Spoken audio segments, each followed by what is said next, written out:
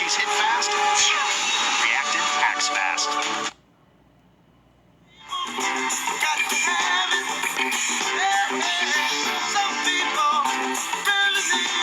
There it is, a live look at downtown Toronto, Yonge Dundas Square, right outside our studios. Good Friday morning. Welcome to Breakfast Television. The time now 7:20. Frank Faragini, Tammie Sutherland, Nicole Servinas, Stephanie Henry, Devo Brown here with you. Good morning, everybody. Morning. I feel guilty dancing to that song. I know, because when you hear it, what do you think of now? The Apprentice. Mm-hmm. Yeah, that was the theme song. And former President Donald Trump, first president, former or sitting, to ever be indicted. All right, here's what's going on. Reports saying that he'll face over 30 counts related to business fraud. This all stemming, Tammie, from that hush money deal with former adult star Stormy Daniels. Yeah, that was back in 2016. He apparently paid her about $130,000 to stay silent about an affair that they had in 2006. Yeah. And then it was shortly after he was elected that this all came about, and it surfaced that he apparently paid her, and so this is what this is all coming from. Frankie, are you surprised by this? I'm not surprised. So I was reading an opinion piece this morning in the Washington Post, and they said out of all the allegations and things that have happened with Trump, this is probably one that they're going to try him on as a trial for the others. Right. Which becomes at a great risk, because if this is actually thrown out, then he can say the witch hunt is on all the others. So I'm not surprised. However, nothing shocks me anymore. Right. So here are some of the other stuff that we're talking about here and investigated for. No charges on these. Let's make that clear. So out of Georgia for allegedly interfering with the 2020 election results. Washington, D.C. for keeping classified documents. Also out of Washington for his role in the January 6th attack on Capitol Hill there. So these are some of the other things that could eventually get him charges, but none so far, Steph. You know, Steph and myself, but what were we surprised about when we read Yeah, today? we were absolutely shocked, because I was doing all of my reading. I'm like, okay, what do I need to know? That he can still run. Yeah. Even if convicted. Even if convicted. Even if convicted. That is insanity to me. Honestly, I'm sick and tired of being in this Trump delusion. Right. The electoral system doesn't work when he doesn't win and he can't pay his hush money, and the justice system apparently is all flawed when he can't win and pay people off. So to me, it's just like, okay, so if you don't win, that means the whole system is flawed, and he just wants to rip it to shreds. And then he calls on all of the followers, protest, rally behind me.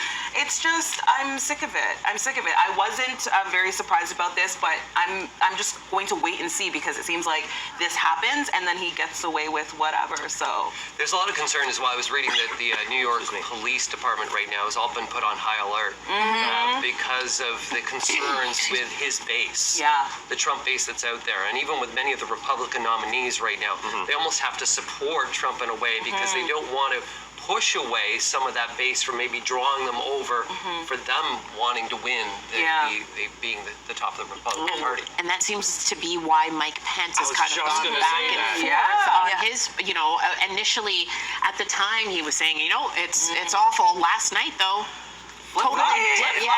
totally different story. Nicole, I'm watching this, and over the last month or so, I was like, excuse me, Mike Pence, like, look at him coming around. He's coming around. He's taking out the blinders, and he's going, okay, wow, this is what this guy did to me, leaving me high and dry. And then last night, he backtracks on everything, and I was like, what are you doing? Why are you being a coward all of a sudden? And I'm like, oh, because you're scared of the Republican Party.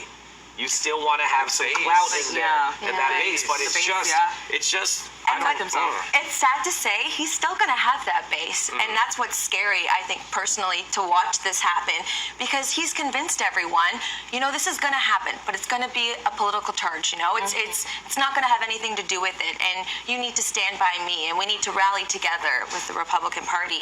And so it doesn't surprise me, but it scares me to know that people will still follow him and support him in his That's- run that's the because he's going to delusion. pretend like nothing's going to happen. You can He's going to actually use gain this. popularity from it. Exactly.